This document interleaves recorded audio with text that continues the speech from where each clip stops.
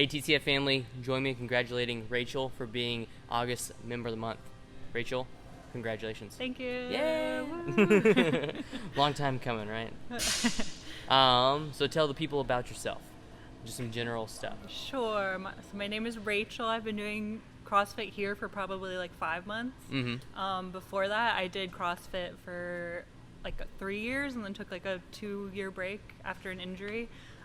So just getting back into it, really loving it. I'm a big dog person, and I just got a new job. Yeah. Yay. Well, so like we were talking earlier, and I was surprised that you talked about like a job. I was like, Yeah. you just were a student for life or whatever, right? I am still a student, but I'm almost done, and I'm never going back. So. Yeah. So like, how many degrees have you gotten? Have a bachelor's in biochemistry, and then I have a master's in biomanufacturing, and then I'm about to have my MBA. Wow. So, almost All from there. state? Yes, all from state. Yeah. That's the only place that matters, right? Yeah. True.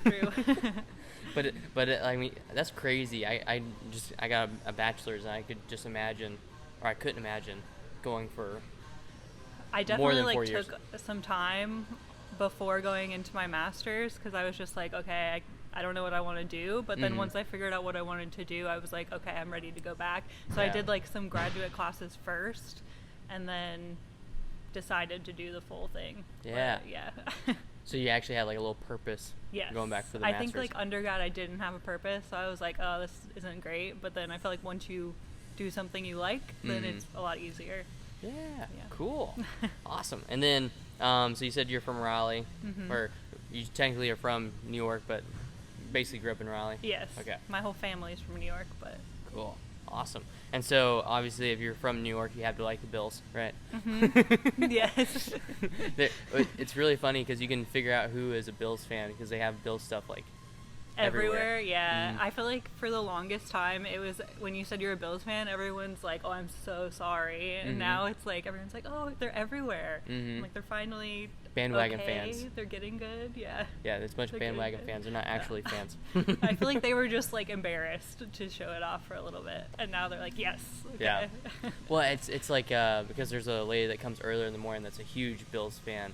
Yeah, you probably have seen her on Saturdays and stuff. But like, I mean, she talks about it all the freaking time about how like they're cursed or whatever, and then like they have like the perfect team. What was it, 2 years ago or a year ago? They're like, this is the year, and then all of a sudden, just fall apart. Yeah, I mean, some of it was like, I don't know, questionable reffing, but whatever, it's fine. Yeah. But then you have like the Super Bowl curse too, so I feel like it's in their heads.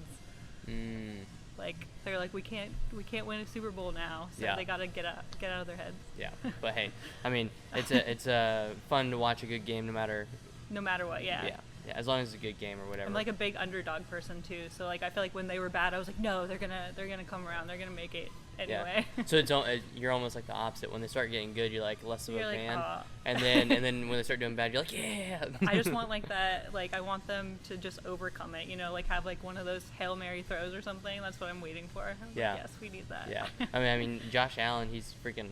He could do it. Yeah.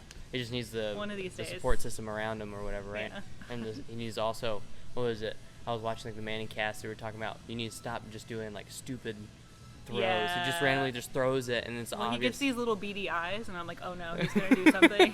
He's gonna do something bad. Just go, stop, Josh, stop. They get through. Yeah. But so you said you're a dog person. And you talk about you love rescue dogs. Yeah. And so my next question is, how many dogs do you have? I have 4 dogs. Oh, jeez. They're all from different rescues. I got one I like actually fostered with Cause for Paws, and foster failed my 4th dog, so that's how I got 4. I had 3, and then Foster fail. What does that I mean? fostered him. I like took him in, was supposed to give him out to a family. Liked him too much. Liked him too much. Yeah, I was like, nope. He's mine. Now my husband won't let me foster anymore, but he's afraid. he's like, we can't. He was failing too, though. He was like, I don't know if we can give him away. Because his name is Taco. He would just like sit right by your leg and like lean on you and just look into your eyes. Yeah. And there was one day he was sitting by my husband, and my husband was like, yeah, I don't know. I don't know if we can give him up. I'm a little attached to Taco. Yes. That's cool. So you have like a little pack of dogs and everything? Yes, they're adorable. Yeah. And It's a then lot of snuggles. are they like ranging from all different ages? They're like all about, I mean, like 5 to 9, I guess is what they are. So I don't have like any puppies. Yeah. But yeah, they're all good little. My one just turned 9, Bear. He's a hound dog. Yeah. But yeah, he just turned 9, and I'm like, no, I can't take it. He's getting all the gray. Oh yeah. Yeah. Yeah. See, we got a dog named Bear as well. Aww, so I love that name. He's like talkative like a bear. I don't know. He like makes little bear noises. I'm like, little bear noises. Yeah. Yeah. Ours will like growl and stuff. Oh. But Okay. Yeah. and I mean, playfully. That's very. Yeah. I don't know. Very playfully or whatever, but nothing crazy. But cool. And then I know we were talking about earlier, like you're learning to play the ukulele. Yes, it's going okay. What's the motivation behind that? My husband's mom actually plays, and so she had like 2, and I went over there one day and she was playing, and I was like, hey, like I've always wanted to learn an instrument, so we started playing together. She's really good. She like used to be in a band and all of this stuff, so I'm just like, okay, I'm just gonna kind of be your background strumming, but be the backup ukulele-er? Yes. Okay. So I can't do anything super fancy, but... And so no songs yet or anything? I mean, I can do, like, some songs, but they're not, like, the best songs. Yeah. I don't know, like, the basics. The island strum, I guess, is what they call it. Like, Somewhere Over the Rainbow, I can do that one. Yeah. Yeah. I think that's really the only one that I know of off the top of my head. Yeah. I think of the... classic.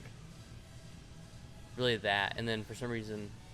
Yeah, that's pretty much the only one that comes to mind.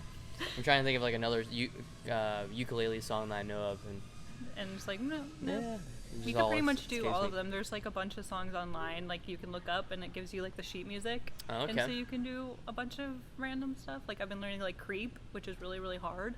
Oh, okay. But I'm gonna listen to it. Yeah, I mean, it's pretty like intense, or yeah, I mean it's just like the strum pattern is really like intense, I would say. Oh, okay. And I'm like, I could strum, but then I can't do any of the words with it, so yeah. So that's why you're the backup ukulele. Yeah, that's why I'm the backup, because do not have me sing. Mm-hmm. I would like to be able to sing, but yeah. Sing in the shower or whatever, right? Not for me, yeah. Cool, awesome. And then with your new job, it's forcing you to work on your French, right? Kind of, yeah. Yeah.